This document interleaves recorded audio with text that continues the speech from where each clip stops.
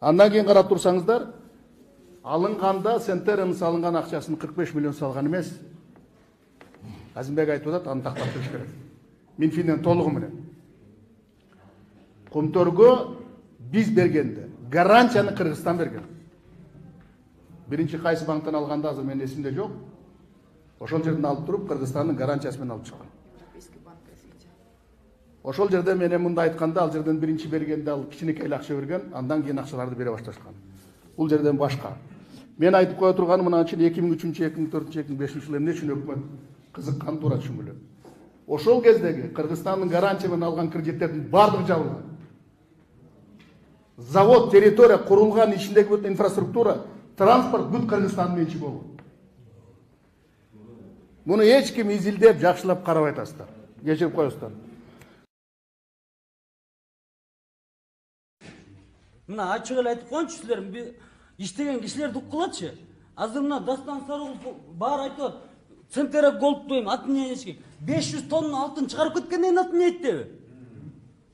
Мен мындай чыгып айтайынчы мына. 2 мүнөт көргүлө. Айта кой, оюңду айт. Мен Құмтөрдө юрист болуп иштедим. 3 жыл иштедим.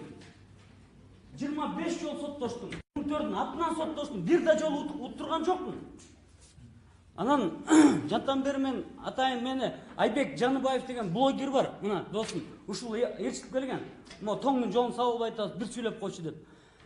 Биз деген туура эмес обсуждение болуп атат. Мен деген ичинен билем. Мына просто эле мына 5 пункт айтайын. КГКнын президенти $350 миң зарплата алат. Ал эмнеге $350 миң алыш керек? Член совета директорлуктар $85 миң алат. Эмнеге $85 миң алыш керек? Эмне кылганына? $350 миң эмнеге алыш керек? Мен ушуну билген киши катары сурап койгулачы деп жантан бери айтып атам. Анан Дастан Сарыгуловду камаш керек. Камаш керек ушул аксакалды. Шапкасын кийгизип барып камап коюш керек.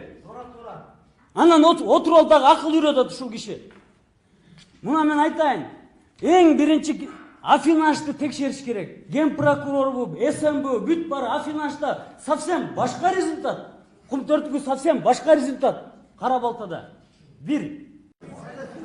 Мен уксаңар айтып берейин, бир 5 мүнөт бергиле мага. Бизде 500 тонна алтын деп атат, 300 тонна точно чыгып кетти деп жогорку кеңештен айтылган. 300 тонна алтын $15 миллиард акчасы чыгып кетти. Баарын сотурат, мояктын баары. Бир чучукту конский член деп койсо, 1000 сомдук чучукту. Бүт барын, видишь ли, патриоты на дыбы стали. Вот так, на дыбы стали. Чучукту оскорблять деп. Ай, чучук деген 1000 сом турат. 15-30 миллиард акчасын чыгарып кетти. Бир да кыргыз унчукпайт, отурат. Ана, это так положено.